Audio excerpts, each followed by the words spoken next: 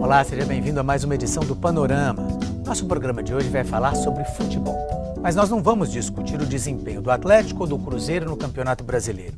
Muito menos vamos apostar se o Brasil se classifica ou não para a Copa da Rússia.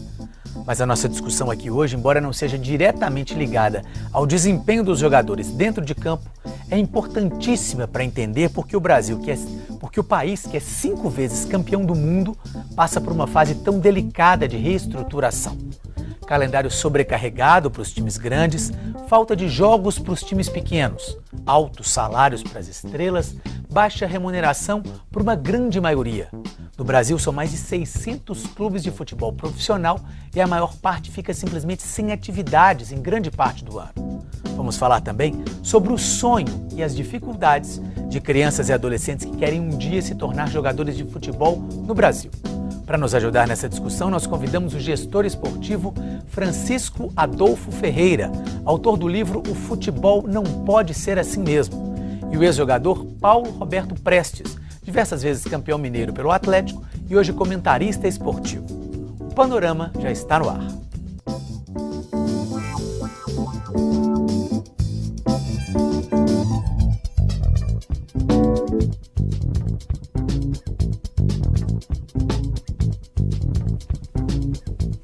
Bom, muito obrigado, Francisco, pela presença, muito obrigado, Paulo. Eu queria começar, Francisco, a gente falando basicamente o seguinte: hoje a gente vê aí uma situação um pouco delicada, tanto no futebol brasileiro como no futebol mundial. O futebol mundial com denúncias de corrupção na FIFA, dificuldades, uma série de questões. O Brasil com esses maus resultados dentro do campo, né? Uma vergonhosa, vamos dizer assim, derrota na Copa do Mundo, que até hoje todo mundo lembra, a derrota na Copa América, enfim, uma fase que é uma fase boa para haver uma reestruturação, alguma mudança para melhor. A pergunta que eu faria é o seguinte: você acha que os maiores problemas estão dentro do campo ou fora do campo? A pergunta difícil de responder. Eu acho que, na verdade, toda a estrutura do futebol brasileiro precisa ser modernizada. E aí engloba tudo. Engloba desde a formação de atletas, a formação dos dirigentes, os gestores, formação dos treinadores, o papel da imprensa, a legislação esportiva, o combate à corrupção, a questão da educação física escolar, a questão do futebol amador. É todo um conjunto de estruturas que precisa ser modernizada. E por que se chegou a esse ponto de necessitar de tanta modificação? Foi falta de visão? Como é que você enxerga que a situação chegou nesse ponto? Eu tenho uma opinião que o futebol brasileiro ele deitou em berço esplêndido.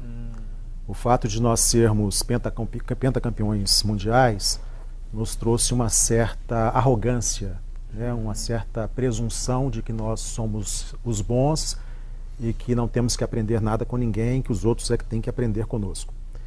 Então, baseado nesses títulos, com as gerações de grandes atletas que o Brasil sempre produziu, nós ficamos estacionados no tempo. A questão extracampo, a questão de gestão, nós sempre estivemos atrás dos grandes centros europeus, por exemplo. Muito por causa da legislação. Nossa legislação esportiva ela é totalmente ultrapassada e inadequada para os tempos atuais. Ela é da década de 40. Ali, Estado Novo, Getúlio, flertando com o fascismo. Não havia transparência, democratização. Os processos, todos eles beneficiam uma estrutura coronelista, na eleição dos clubes, das federações, da própria CBF. Não há prestação de contas, não há responsabilização patrimonial dos dirigentes, porque o dinheiro não é deles e eles não têm, são entidades sem fins lucrativos, privadas sem fins lucrativos. Essa que é a verdade. Então, na questão dentro do campo, os outros centros, e aí eu não falo só dos europeus, mas também pequenas seleções de pouca tradição sul-americanas, a última Copa do Mundo mostrou isso de maneira muito clara. Elas nos passaram e muito no aspecto da escola do jogo, Nós ainda temos a escola do talento nas cidades do interior, né? Nas cidades grandes isso reduziu muito por causa da violência, a redução dos espaços, acabaram os campos de várzea. Mas nas cidades do interior isso ainda é muito presente, né? Nas praias, nos pastos, né? Na várzea, ainda há espaço e os meninos aprendem de maneira natural a jogar bola, que é o diferencial do futebol brasileiro, né? Esse futebol mais alegre, né? Mais descontraído. Mas ficamos parados e esses outros centros nos passaram na escola do jogo, o jogo coletivo. Os atletas que são formados com uma profunda compreensão tática, né? Uma profunda compreensão do que se deve fazer ou não dentro de campo. Então, quando você assiste a final da Champions de 2013 entre o Borussia e o Bayern, aquilo é uma aula de futebol coletivo. Né? Você vê os dois times praticamente não erram dentro de campo. Não há um único erro grosseiro. Os jogadores sabem exatamente o seu papel dentro de campo, cumprem as suas funções, né? E aquele futebol, né, extremamente dinâmico, rápido, né, envolvente e organizado. Né? E nós ficamos ainda muito dependentes do talento individual. O jogo da Brasil e Alemanha foi isso. Perfeito. Brasil querendo, achando que ia resolver individualmente, e a Alemanha coletivamente nos deu aquele chocolate. Se você pegar hoje alguns vídeos de internet, de treinamentos táticos, né, para pré-adolescentes, para crianças, você vai ver que na Europa, o menino já de 8, 10 anos, ele já está ali taticamente sendo domesticado, para ele realmente nessa parte coletiva, que ele vai crescer com isso, com essa mentalidade, ao contrário aqui no Brasil. Aqui tem muitas escolinhas, qualquer um monta uma escolinha e forma um atleta com 14 anos que manda para um clube grande. Aí o menino já está totalmente, né, perdeu aquela sequência tática que ele tinha que ter tido na iniciação do futebol. Pois é, mas Paulo, aí vamos sair um pouco de fora do campo e entrar para dentro do campo. Essa disciplina tática que você está chamando, quer dizer, isso realmente o brasileiro não tem tradição de ter e tudo. Mas também não tinha há 20 anos, talvez, e o Brasil ganhava tudo. E aí parou de ganhar por quê? Vamos dizer assim, é isso que eu quero entender. Mas essa evolução que vem da Europa, enfim, isso é países, recente? Não, eles, lógico, o Brasil ganhava. Isso? O que eles fizeram? Gente, nós temos que fazer alguma coisa. Eles começaram a ter essa iniciação já desde os pequenininhos, quer dizer, os pequenininhos já crescem com essa evolução. Foi aí que o Brasil se perdeu. O Brasil não evoluiu e eles evoluíram muito. Eles evoluíram, perfeito.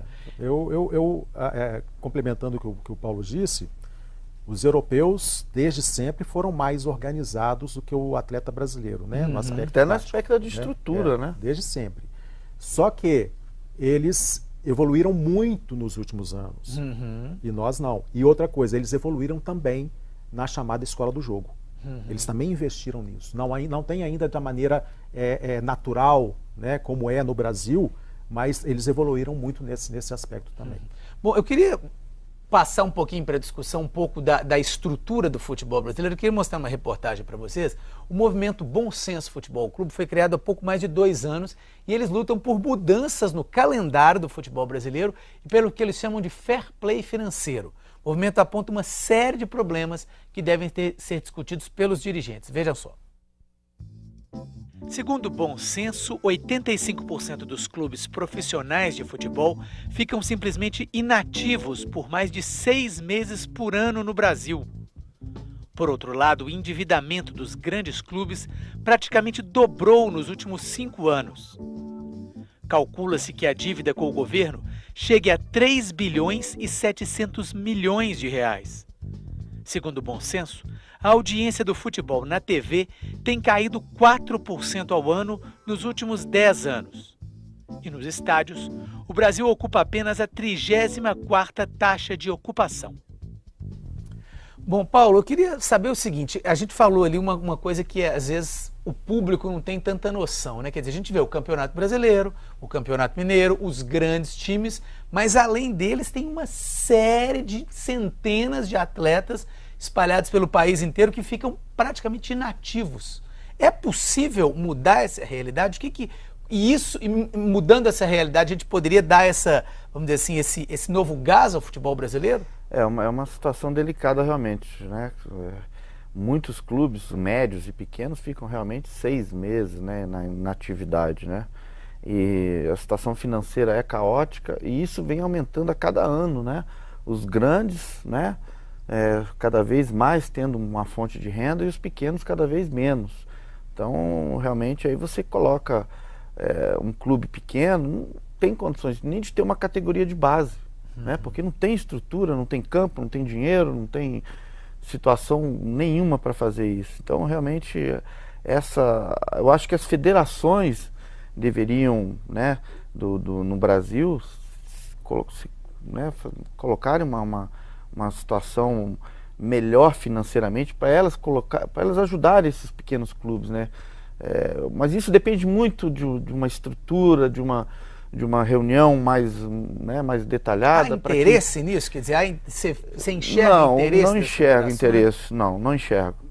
Infelizmente, até hoje eu não vi uma postura, a não ser a Paulista, a Federação Paulista, que dá uma estrutura melhor para os clubes do interior. Fora a Paulista, Mineira, Carioca, Gaúcha, não vejo nada de mudança até hoje. Isso já tem 30 anos que eu milito dentro do futebol, jogando profissionalmente, agora como comentarista. Nunca vi uma situação ser melhorada, a não ser a Paulista realmente, que ela tem uma estrutura melhor financeiramente para ajudar os clubes. Francisco, como é que você vê essa questão, esse abismo aí entre... A distribuição dos recursos ela é muito desigual, não é? Então começa ali com a CBF, Rede Globo, que é a detentora dos direitos de transmissão, e os grandes clubes levam quase que 100% e aos pequenos ficam migalhas nos campeonatos estaduais. A exceção, como disse o Paulo, a Federação Paulista, que tem um poderio econômico, São Paulo, um estado com poderio econômico muito maior do que os outros. O Estatuto da CBF diz que é obrigação dela fomentar o futebol. E isso não é feito. A CBF, como eu disse, entidade sem fins lucrativos que lucrou 400 milhões no ano passado. Né? É um contrassenso, né? Tudo bem, melhor ter lucro do que prejuízo. Sim. Certo? Mas então vamos utilizar esse lucro para melhorar a situação. Exato. Aonde está indo esse dinheiro? Essa é a pergunta. Né? E o que acontece é exatamente, como eu disse, a legislação permite. Não tem nada de ilegal nesse ponto aqui, nesse ponto específico. Não tem nada de ilegal porque a legislação permite. Né? A legislação que está aí. E essa legislação, ela... a salvação seria a alteração dela, a modernização dela, mas há uma bancada da bola que não quer, ligada aos clubes de futebol, que não quer, de dirigentes ligados aos clubes de futebol, que não quer essa alteração. Por quê? Porque implicaria em redução de poder. Né? Então é um assunto muito complexo, delicado, mas ele tem que ser trazido à tona o tempo inteiro até que um dia a gente consiga alterar. A responsabilidade financeira dos dirigentes é inapropriada, né? Há muitos anos isso acontece. Não há fiscalização, não há poder que chegue nessa caixa preta. Nessa caixa preta, exatamente. Nós temos alguns... no livro eu abordo um pouco o perfil né, dos dirigentes. Dirigentes são geralmente apaixonados pelo clube, são torcedores do clube, sócios do clube, conselheiros do clube, que vão ser eleitos, se candidatam e são eleitos para gestão do clube durante um determinado período. Né? E nós temos ali 2 tipos. Né? Nós temos, eu estou falando aqui do dirigente estatutário, né? O dirigente estatutário, nós temos aquele que é realmente mal intencionado e que entra para aproveitar essa situação de pouca transparência e de não exigir prestação de contas, e ele sai do clube, deixa o mandato, o clube está mais endividado ainda e ele sai rico. Isso acontece. Um outro é aquele que é bem intencionado, mas ele não é do ramo. Ele não é um gestor esportivo. Ele tem lá a empresa dele, tem os negócios dele, e no final do dia ele passa no clube para ver como é que está a situação. Como é que está, e quer dizer, uma estrutura amadora, né? Ela não é profissional. Né? Hoje nós temos a figura do executivo de futebol. Que é aquele que vai ali para tentar resolver O dirigente remunerado. Eu só vou pedir um intervalinho, a gente vai fazer um pequeno intervalo, depois volta falando um pouquinho dessa questão da gestão do clube, da questão da legislação também, e daqui a pouco a gente volta falando mais sobre o futebol brasileiro.